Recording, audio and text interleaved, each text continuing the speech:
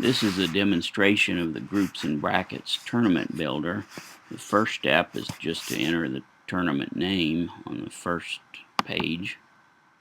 Then we go to the next step, enter the locations.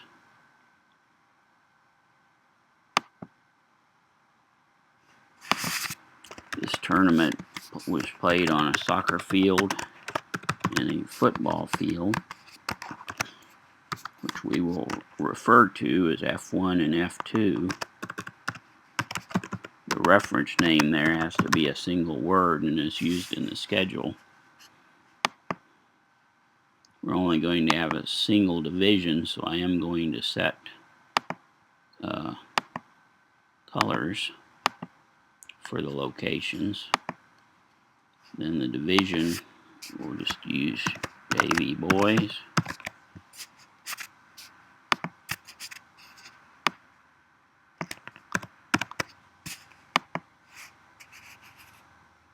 And I'll set, well, it's already set. We'll set the colors. Now the teams is not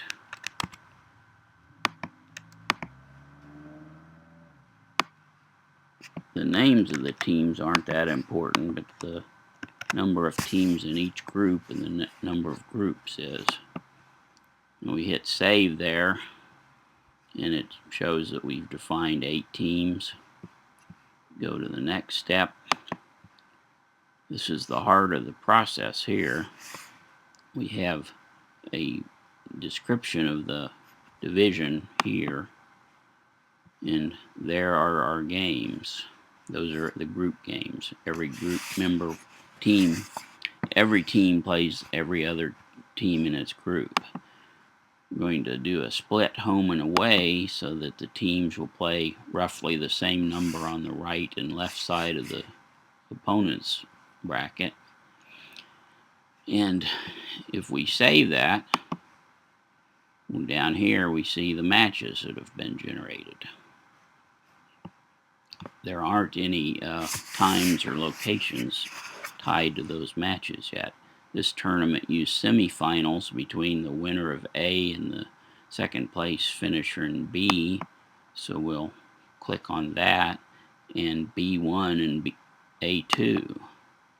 The notation there is different. There's a dot in the group games and a dash in the single elimination games. Let's see.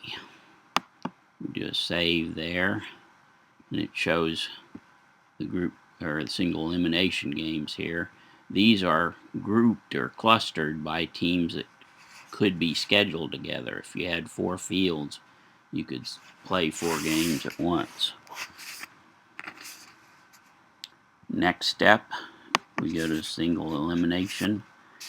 We've already set up the semifinals, but we will attach names to them, which will be referenced in the final game,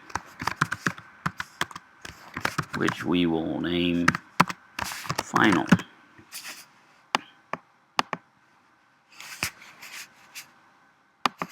G slots stands for game slots, and here we tell it when games will be played and where.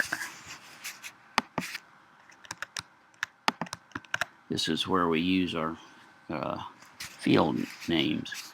On 2/21 from 4 to 8, 75 minutes apart, we'll be playing games. The star means all the fields that we've defined, or we could enter F1, F2 there.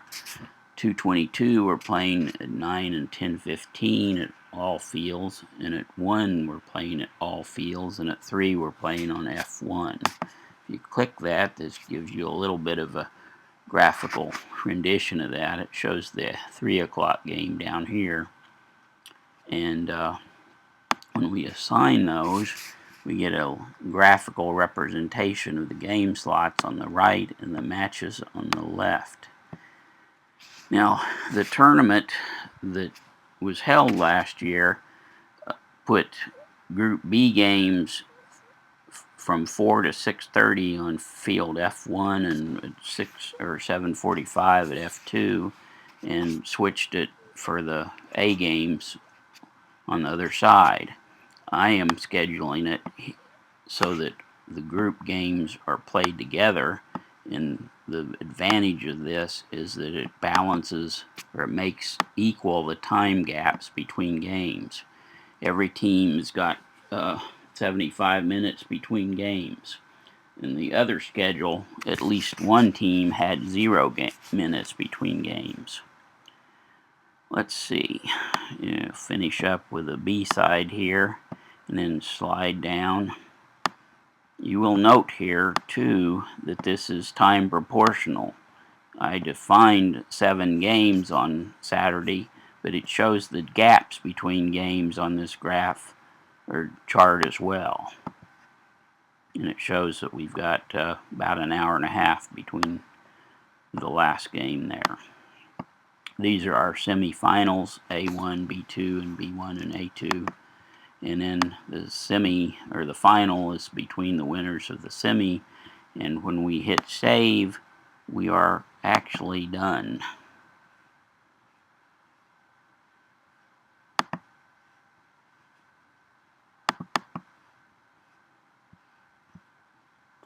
However, we can't do much with that, so we go to the export page.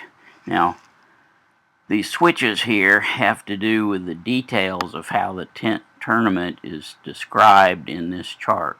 Right now, we're showing names, times over here, field reference name there, days, and so forth. We also show the teams and their group numbers here. You can change things around here. Now, I just switched it to use numeric team references, and you can see it, each team is referenced just by a number there. It isn't real important exactly what you pick if you use it on this website, because it'll handle any of those. If you want to pull it off and use it elsewhere, you may want to use names or whatever you want to do.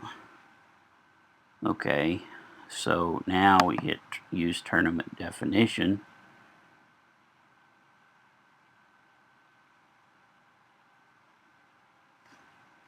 And it just accepted that tournament definition file and rebuilt the website, the web page, based on what was in it. If we hit continue here, it'll update our group tables based on what we've got there, and there is our functional tournament. It is completely operational. It shows the semifinals here and the finals there. The time and location is in the bracket. We can look at all the games on the soccer field, all the games on the football field. We can look at just Group A games, or just Group B games. And you can also look at a particular team's games. This shows just Coleman's B6 Coleman's schedule, and it shows the group standings with a detailed view of Coleman. Let's see. Now, I don't think I'm going to enter them all, but just to get started, this is how you enter game result. Just click on game number and then enter the scores.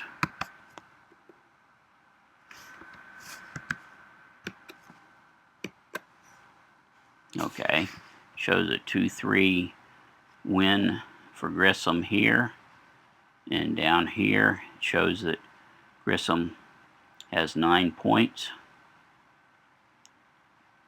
Albertville has 2, and so forth. If I hit, well, that's probably enough for this demo. That's the highlights of it. One thing I should have mentioned is when you are in the assign page,